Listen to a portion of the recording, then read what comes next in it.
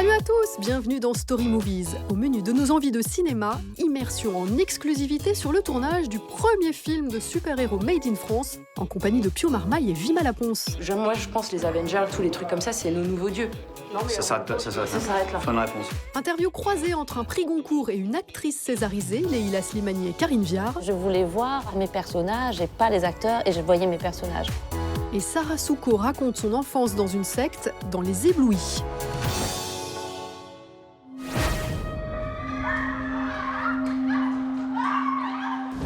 Ces images ont enflammé le web. Les héros, ça n'existe pas. Il n'y a que des losers. La France tient peut-être enfin son premier film de super-héros. Le bien, le mal, tout ça. Question de point de vue. Son titre justement, Comment je suis devenu super-héros, un premier long métrage signé Douglas Attal et au casting alléchant.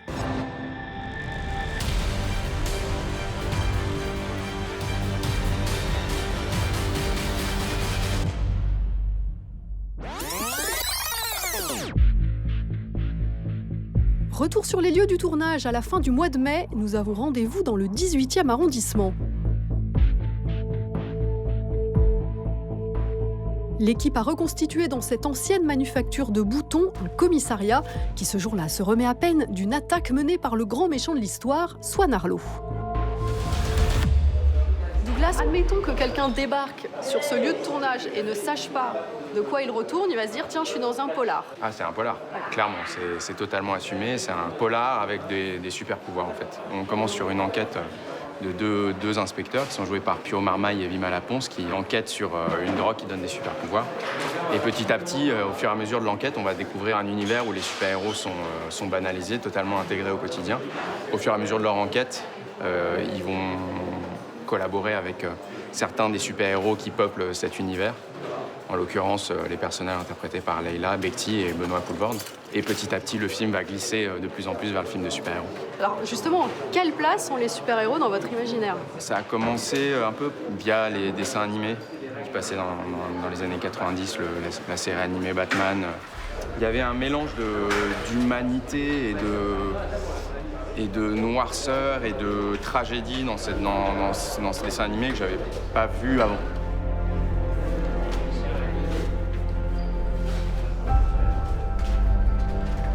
Les grosses inspirations en termes de polar, c'est L627, Le Petit Lieutenant.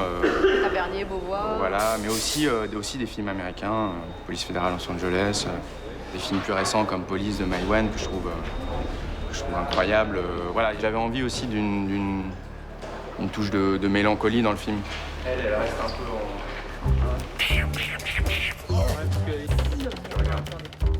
Pas très mélancolique le tournage en revanche, ça plaisante sévère entre Pio Marmaille et Vima Laponce. Pas question non plus de faire n'importe quoi, le coach et armurier du film veille au grain. Ex-hygiène.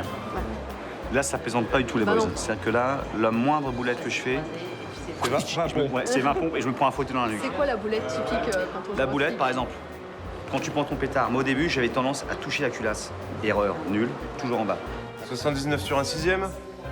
Action. Sinon, j'ai mis tous les proches d'Ismaël sur écoute et il y a une équipe qui est en observation près de chez lui. Mais ça donne rien. Du coup, je sais pas, qu'est-ce qu'on fait? On continue ou pas? Excuse-moi. Ah. Qu'est-ce que tu fais là? J'ai besoin de ton aide, c'est Lily. X-Files! Grand dieu de flic! Mais non, mais c'est rigolo de faire ça, de jouer les flics, non? Bah, c'est trop bien l'action, quoi. Ouais. Et c'est Ouais. plutôt toi, d'ailleurs, la Bruce Willis? Non, Si, moi je c'est un suis peu toi. Danny Glover. T'es que Danny Glover, moi je serais plus la rencontre pile, on dit, entre Robocop et Bruce Willis. Je fais des bleus comme ça. Et je vous montre pas mes cuisses. Des bleus partout. Parce qu'on a la télévision. Ça va? Sa fille a disparu, je pense que c'est lié à ses pouvoirs. Moi, je vais passer chez elle voir s'il y a quelque chose, ok? Attends, il faut qu'on se parle, non? Non, il y a plus urgent, on verra ça plus tard. C'est un film qui est ambitieux. Qu'est-ce que vous avez pensé l'un et l'autre de la vision de Douglas Attal? Il y a une singularité quand même que j'avais jamais vue dans aucun film français. Il y a une sorte de, comme ça, de curiosité que j'avais de me dire tiens, j'ai envie de partir aussi sur un truc d'action pure et de drôlerie et en même temps qui demande un engagement physique et une projection parce que quand on touche à ce type de domaine, enfin en tout cas la SF, il y a vraiment une sorte de projection qu'il faut avoir un peu mentale, quoi, de choses qui n'existent pas. Oui, en fait, il y aura des effets spéciaux. Beaucoup d'effets spéciaux. Du coup, c'est vraiment un truc très abstrait, quoi. Si vous aviez des super pouvoirs, le super pouvoir idéal, ça serait quoi? Moi, j'aime bien le pouvoir de Ant-Man. Celui qui peut se transformer super bien. qui rentre vraiment dans l'infime du petit. Ou une capacité de cicatrisation émotive immédiate. Ah, rien ne te touche. Rien ne me touche. Tu souffres et la seconde Voilà. après, En fait, tu exploses de rire. antidépresseur. Mais ça Ça s'appelle prends des Xanax. Ouais, prends des Xanax, ouais. Tu Super seras un Xanax. Xanax, de se transformer en Xanax géant. Qui joue le super-héros le plus convaincant dans le film? Il y en a un paquet, hein. Alain Attal, je dirais peut-être. Ouais, c'est vrai Il lui que manque lui, une ouais. cape, mais C'est vrai qu'il a Ouais. souri. Hein. Ah oui, il a souri. il était là quasiment tous les jours, non? Ouais. Moi, j'ai jamais vu ça. J'ai pas fait 117 films, mais j'ai jamais vu ça. Alain Attal, soit l'un des plus grands producteurs du cinéma français et accessoirement le papa de Douglas. Mais pas de passe-droit familial, Attal père a du flair, lui qui a produit des films à plusieurs millions d'entrées comme Les Petits Mouchoirs de Guillaume Canet, Police de Maïwenn ou Le Grand Bain de Gilles Lelouch. Refait, mais juste avec un petit peu d'écoute. On s'est dit, il y a un univers, il y a des gens chez nous qui sont fans de super-héros. Le genre marche très bien chez nous. Effectivement, il est piloté par les gros studios ricains, par les BD, DC Comics et Marvel. Ouais, on a voulu venir avec notre vision, avec une approche qui est une approche typiquement européenne. En français, on nous a beaucoup demandé au départ, mais alors, vous allez le faire en anglais. Si on voulait que ça se monte, il fallait pas que ce soit en français, fallait pas que ce soit en les français. acteurs français. Donc Voilà. c'est un challenge de ça aussi, de maintenir la langue française, l'univers français, et l'excitation de se dire qu'on prend part à ce que ça existe en France et que donc ça devienne possible pour, j'espère, plein d'autres projets, d'exister, de faire des films de super-héros, des films un peu plus de science-fiction. On a en tout cas les équipes qu'il faut pour ça, donc d'assumer ce genre-là. Du coup, c'était le dernier plan de Vima La Ponce. Bravo. Pour découvrir le film, il faudra attendre encore près d'un an, sortie prévue le 14 octobre 2020.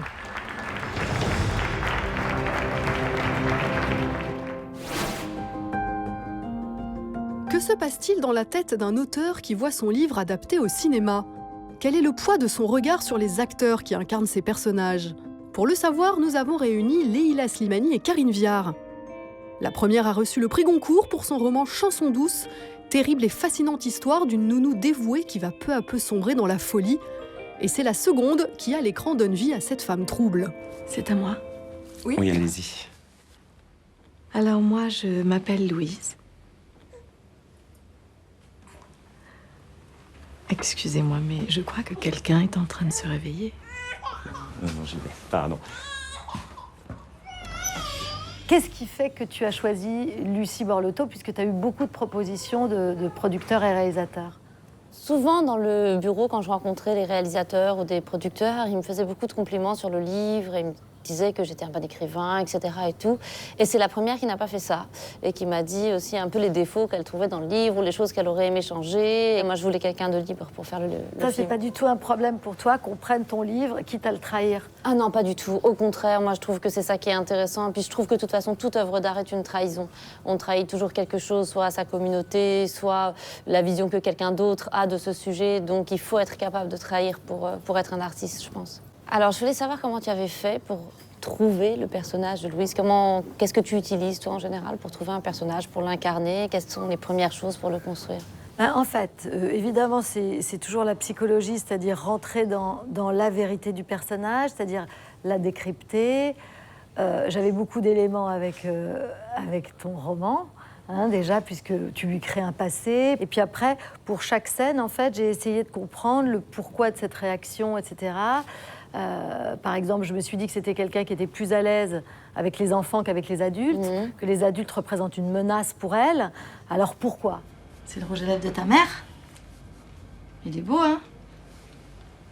Tu dis pas. Tu dis pas à ta mère.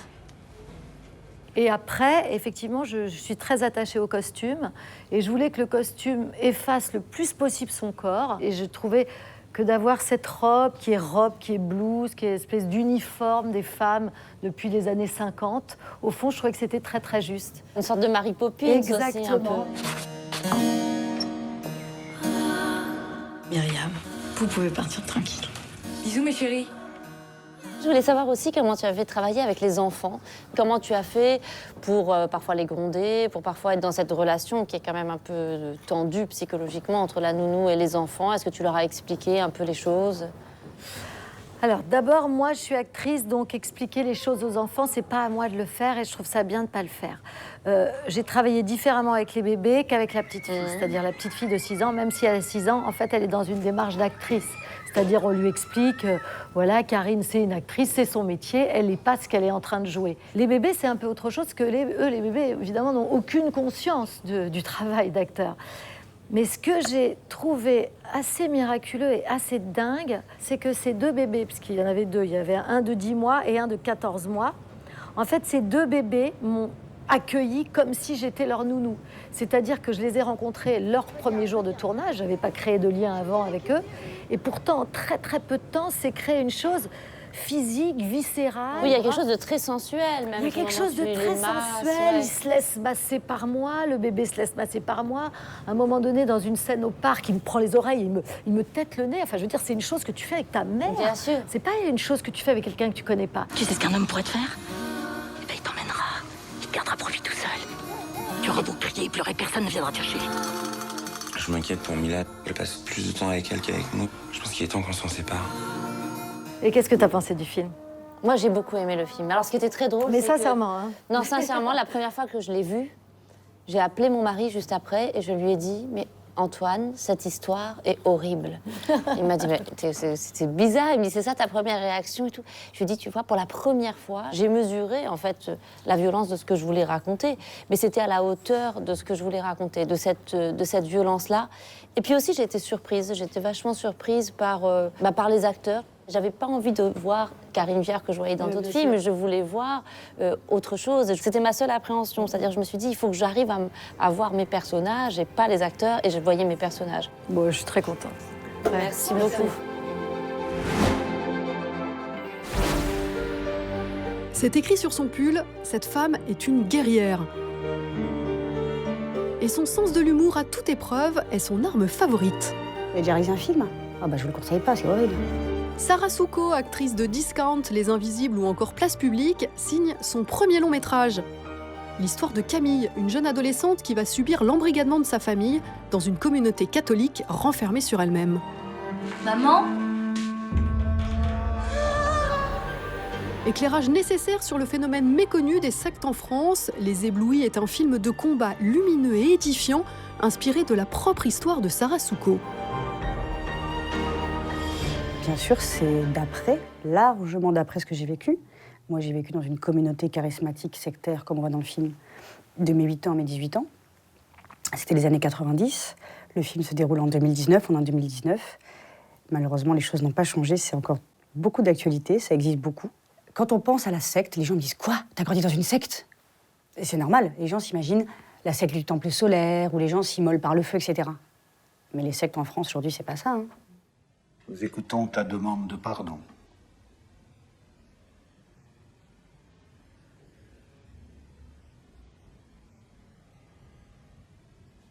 Non. C'est pour ça que le film ne ressemble pas à ça. Et encore, les gens sont bouleversés par le film, c'est 5% de la réalité, hein. Il y a 90 000 enfants, chaque année, victimes de dérives sectaires en France. Donc les 90 000 enfants qui vivent chaque année en France des horreurs, qui sont enfermés soit physiquement, soit psychiquement, qui n'ont pas accès à la culture, comme je n'ai pas eu accès à la culture, qui n'ont pas accès au monde extérieur. Et voilà, c'est pour ces enfants-là aussi, voilà. La dédicace, elle est pour ces enfants-là, au-delà de mes frères et sœurs. C'est pas normal, Camille. T'inquiète. Putain, mais arrête de faire comme si tout était normal. C'est semblant. Je veux plus faire semblant. Pour sortir, faut qu'on soit ensemble. Il n'y a qu'une chose qui nous a sauvés de cette secte. C'est l'humour, c'est l'insolence et c'est la solidarité entre frères et sœurs. Donc aujourd'hui, je revendique cette fraternité. Sans mes frères et sœurs, je ne serais pas là et je pense que sans eux, voilà. Et le jeu, ouais, ça m'a vachement aidé. Parce que jouer la comédie, ça, je sais le faire depuis que je suis gamine. L'avantage quand on a grandi dans une secte, c'est que vous avez appris à mentir toute votre vie, c'est génial. Quand je suis arrivée au conservatoire, on m'a dit « Putain, tu joues juste, t'es hyper naturel ». J'ai dit « Bah ouais, j'ai une super école ». Ils m'ont dit quoi? Bah, l'école de la vie, comme dirait l'autre. Quand vous apprenez pendant 10 ans que vous devez faire croire toute la journée que vous vous cachez comme vous voyez dans le film, moi je devais faire tout en cachette. Donc j'étais la meilleure actrice du monde, hein, à l'époque. Je vois plus ma famille. Pourquoi? Le père, je veux pas. J'ai voulu faire un film de cinéma C'est-à-dire que avant d'être actrice, réalisatrice, je suis simplement cinéphile. Et moi, j'aime m'asseoir dans une salle de cinéma. Le cinéma m'a tellement apporté. Je trouve qu'être dans la salle de cinéma dans le noir, c'est magique. Donc quand j'ai voulu faire ce film, avant tout, je me suis dit, oh, j'ai envie que les gens, quand ils sont dans la salle, ils se disent, voilà, ils ressentent des choses. Parce que j'ai vraiment voulu un film joyeux. C'est pour ça que je choisis un titre lumineux. Si je les avais appelés les illuminés, les tarés, c'était l'inverse. Les éblouis, quoi. On est tous éblouis par l'amour parental, par la foi, par la communauté, par l'acteur charismatique qui est Jean-Pierre Daroussin. On est tous éblouis dans la vie. 3, 2, 1... Bonsoir à tous. Bonsoir à toutes. Bonsoir à tous. La semaine prochaine, dans Story Movies, Michel Denisot passe derrière la caméra et offre le siège du 20h à Franck Dubosc. Nous entrons dans une ère nouvelle. Et Ryan Johnson réunit un casting de rêve dans une enquête policière façon Cluedo. What is this? CSI KFC? Salut!